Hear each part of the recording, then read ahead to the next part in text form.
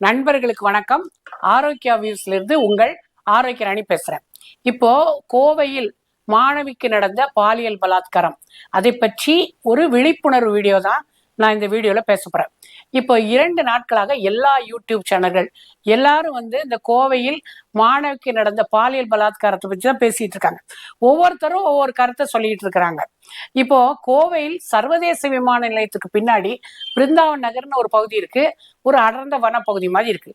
அந்த பகுதியில கோவையை சேர்ந்த ஒரு முதுகலை பட்டதாரி மாணவி தன் ஆண் நண்பருடன் காரில் உட்கார்ந்து பேசிட்டு இருக்காங்க. அதுக்கு பின்னாடி சட்டத்துக்கு விரோதமா ஒரு டாஸ்மாக் கடை இருக்கு. அங்க நல்லா குடிச்சிட்டு 3 பேர் வராங்க. அங்க ஆண் நண்பரோடு அந்த மாணவி இருக்கிறத பார்த்துட்டு கத்தி அருவாளால கார் கண்ணாடியே தாக்கியிருக்காங்க. உடனே நிலைமையை புரிஞ்சுக்கிட்டு இவங்க 2 பேரும் தப்பிச்சு ஓட முற்படும் பொழுது அந்த ஆண் நண்பரை சரமாரியா தாக்கி அவர் சுயநினைவு இழந்துடுறாரு. அப்ப இந்த மாணவி இழுத்துட்டு போய் ஒரு 300 மீட்டர் தொலைவுல ஒரு புதர் பகுதியில அந்த மாணவிய கூட்டு பாலியல் பலாத்காரம் பண்றாங்க. இது விடிய விடிய அவங்க பண்ணியிருக்காங்க.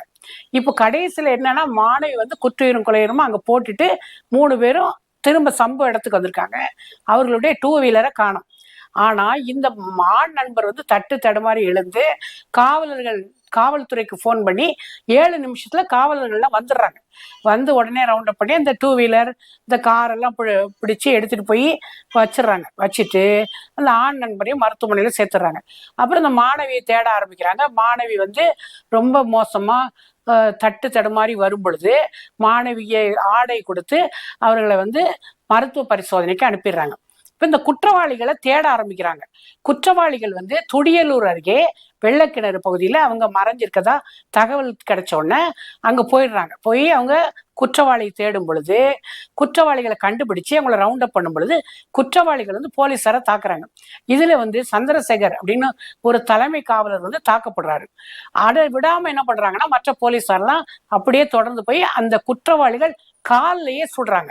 சுட்ட உடனே அவங்க விழுந்த உடனே ரவுண்ட் அப் பண்ணி இந்த 3 குற்றவாளிகளை பிடிச்சு காவல் நிலையத்துக்கு கொண்டு வந்துடுறாங்க. கொண்டு விசாரணை நடந்துகிட்டு இருக்கு.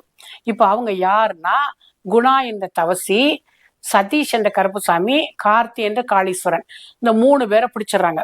இவங்க சிவகங்கை மாவட்டத்தை சார்ந்தவங்க அப்படின்னு சொல்லப்படுது. இவங்கள்ட்ட என்கொயரி நடந்துகிட்டு இருக்கு. இப்ப தவறு யார் மேல தேவையில்லாம இது அரசு மேல தவறு அப்படி இப்படின்னு தேவையில்லாம பேசுறாங்க. இப்ப அது தேவையில்லை. இப்ப பாதிக்கப்பட்டது யார் மேல குற்றம் அப்படின்னு தான் நம்ம பார்க்கணும். முறையில்லாம டாஸ்மாக் கடை இயக்குனாங்கன்னா அவங்க மேல நடவடிக்கை எடுக்க வேண்டியது அரசினுடைய கடமை. ஆனா இப்போ குற்றவாளிகளை தொடர்ந்து போய் அவங்கள காலில் சுட்டு தப்பிக்க விடாம பண்ணி பிடிச்சிருக்காங்களா காவல்துறை, அவங்களுக்கு நம்ம ஒரு சல்யூட் பண்ணோம். ஏன்னா குற்றவாளிகள் அவங்க தப்ப விடல, கரெக்டா பிடிச்சு கொண்டு வந்துட்டாங்க. இப்போ என்ன குற்றங்கிறது அவங்க விசாரணையில கண்டுபிடிச்சிருவாங்க. இப்போ பெற்றோர் தங்களுடைய பிள்ளைகளுக்கு பெண் பிள்ளைகளுக்கு முழு சுதந்திரம் கொடுத்துருக்காங்க. இப்ப பெண்கள் சுதந்திரத்தை பற்றி பேசுறோம். ஆண்களுக்கு நிகரா நாங்க சமமானவர்கள், எங்களுக்கு ஈக்குவல் ரைட்ஸ் இருக்கு அப்படின்னு பேசுறாங்க. தவறே கிடையாது. ஆண்களுக்கு நிகரா நீங்க வாழ்க்கையில முன்னேறுங்க, பெரிய இடத்தை பெறுங்க, பெற்றோருக்குடைய நம்பிக்கையெல்லாம் வீணாகாம காப்பாத்துங்க. அதுதான் சுதந்திரம். இப்படி தேவையில்லாம ஒரு காதலனோட போய் அதுவும் ஒரு பாதுகாப்பற்ற இடம். இப்ப நம்ம சாதாரணமா பாக்குறோம், மாலு, கடைகள், பார்க்கு, பீச்சு, இங்க எல்லாம் காதலர்கள்லாம் சுற்றி திரியிறாங்க நம்ம பாக்குறோம். அந்த மாதிரி இடங்கள்ல கூட ஒத்துக்கலாம். ஆனா இந்த மாதிரி பாதுகாப்பாய் இல்லாத ஒரு இடத்துல, அதுவும் அடர்ந்த வனப்பகுதி, ஏற்கனவே இந்த 3 பேரும் அவங்களை கண்காணிச்சிருக்காங்கன்னு சொல்றாங்க.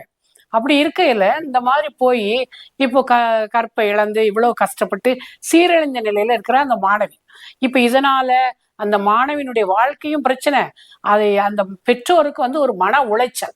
இப்ப நம்ம பாதுகாத்துக்கணும். பெண் குழந்தைகளே, பெற்றோர் நம்பிக்கை நம்ம வீணாக விடக்கூடாது. எவ்வளவு கஷ்டப்பட்டு நம்மளை படிக்க வைக்கிறாங்க. அவர்களுடைய கனவை நம்ம நனவாக்கணும். காதலிக்கிறது தப்பு அப்படின்னு நான் சொல்ல வரல. ஆனா பாதுகாப்பு இல்லாத இடங்களுக்கு நம்ம போகவே கூடாது. நம்மளை நம்ம தான் பாதுகாத்துக்கணும். இது இந்த மாணவிக்கு மட்டுமல்ல, எல்லா பெண் குழந்தைகளுக்கும் நான் அறிவுறுத்துறேன். பெண்கள் வந்து தங்களுடைய விஷயத்தில் பாதுகாப்பா இருக்கணும். இப்ப முள்ளுல சேலை விழுந்தாலும் சேலையில முள்ளு விழுந்தாலும் சேதாரம் வந்து சேலைக்கு தான். இப்ப அந்த மாணவன் அந்த ஆண் நண்பர் என்ன பண்ணுவாரு, அவர் பாட்டுல போயிடுவாரு. இப்ப குற்றவாளிகளை வந்து விசாரணையில கடும் தண்டனை கொடுப்பாங்க, கண்டிப்பா கொடுக்கணும். இன்னொரு தடவை வந்து அவங்க இந்த மாதிரி வந்து குற்றத்துல ஈடுபடக்கூடாது. அதுக்கு கண்டிப்பா வந்து காவல்துறை கண்டிப்பா வந்து ஒரு நல்ல தண்டனை கொடுத்தே ஆகணும். ஆனா அந்த தண்டனை வந்து அவர்களுக்கு புதிது கிடையாது. ஏற்கனவே அவங்க குற்ற பின்னணிகள் இருக்காங்க, இதையும் அவங்க ஏத்துக்குவாங்க. ஆனா இப்ப பாதிக்கப்பட்டது யாரு, நம்ம மாணவி தானே. அந்த மாதிரி ஒரு நிலைமை வந்து எந்த பெண்களுக்குமே வரக்கூடாது. ரொம்ப வேதனையோடு இந்த நிகழ்வை பற்றி கேள்விப்பட்டு இந்த பெண் குழந்தை வந்து இந்த அளவிற்கு வந்து சீரழிந்து விட்டாலே என்ற ஒரு வேதனை வந்து மனசுக்குள்ள இருக்கு. இனி ஒரு முறை இப்படி ஒரு சம்பவம் நிகழக்கூடாது. எல்லா பெண் குழந்தைகள் வந்து பாதுகாக்கப்பட வேண்டும். பெண் குழந்தைகள் வந்து சிந்தித்து செயல்பட வேண்டும். நம்மை நாம் தான் பாதுகாத்துக் கொள்ள வேண்டும் என்பதே என்னுடைய கருத்து என்று கூறிக்கொண்டு விடைபெறுகிறேன். நன்றி, வணக்கம்.